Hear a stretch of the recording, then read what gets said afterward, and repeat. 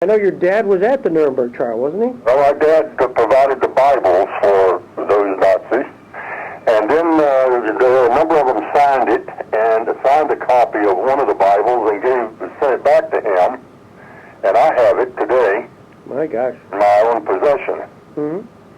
I think there were about 17 of them signed it out of the 21, or out of that whole group. And anyway, I have the Bible in my possession. Right. I was his only son, so I sort of got it that way. What did your dad have a chance to visit the trial at all? Yes, in fact, I went to the trial. Oh, you did? We lived in Nuremberg there in 1946 and 47. And as a student, and I was about the 8th grade, social studies class, we went.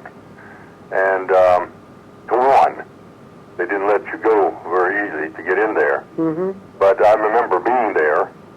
And so just as a boy, about 12 years old, I was there. What was your reflection as you walked into the courtroom and you saw these folks you probably just saw in newsreels? It was sort of awesome because my dad had talked to me about it, and I knew enough about the war. I had followed the war. In fact, I read everything I could about it and, as a young fella, because I was sort of, well, again, I was when Pearl Harbor was attacked, I was very frightened, and as most kids, we didn't know what was happening, and I could read, and I read everything I could about the war.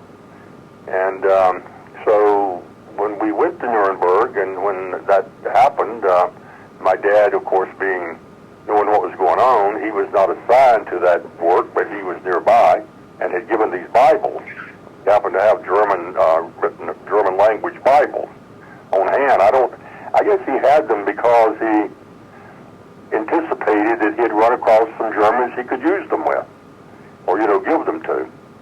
And so he had them, and when Chaplain Gorecki made a call that he needed some German Bibles, these were New Testaments, my dad answered the call, according to the book there, and that's the story. And he, with his driver, they went from, at that time, Beirut or Bayreuth, Germany, down to Nuremberg and delivered those Bibles. And I've talked to his driver. My dad died before I knew this whole story, or remembered it, and that's the way he tells it, but this is how his driver told the story that's in the book. He said, well, I didn't get there in time for Hitler, but I did for his henchmen.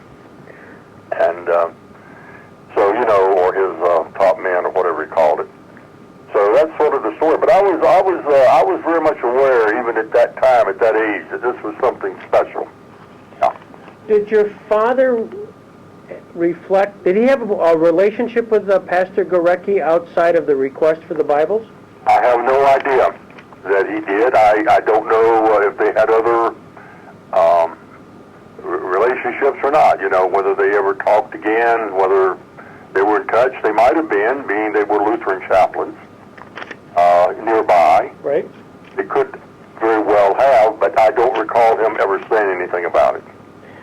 I see references to a Reverend James LaRue. Well, that was my dad's driver at that time, who later went on to become a pastor in the Church of the Nazarene, which was also the church of the man that wrote the book. Right. He also is a Nazarene pastor. How interesting. Yeah, and so somehow, having read the Cross and the Swastika, LaRue wrote to him, or got in touch with him, and told him the story about my dad giving the Bibles, and about the story that my dad had told him about what I had said. I wish I could give Hitler a Bible. It was out of that Grossmith, who wrote the book, added this chapter to the original book. Right. That's my understanding of it. When you walk into that courtroom the first time and you... Well, I only went in there one time. I mean, later, just a few years ago I went in, but I'm talking about at that time, yeah. Yeah, and you looked and you saw Hermann Goering and Rudolf Hess. What was your impression of those guys? Well, that they were evil men, that they were bad guys. they had caused the war and that. But our interest was, we had these simultaneous, the earphones that you could listen to all these different languages. There was French, and there was English, and there was Russian, and German. There were four languages that they used during the trials. I mean, it was translated. And we could sit there and put these headphones on and, turn to channel 1, and you'd get, say, English, or channel 2, and you'd get German, or channel 3, French, or, whatever. Right.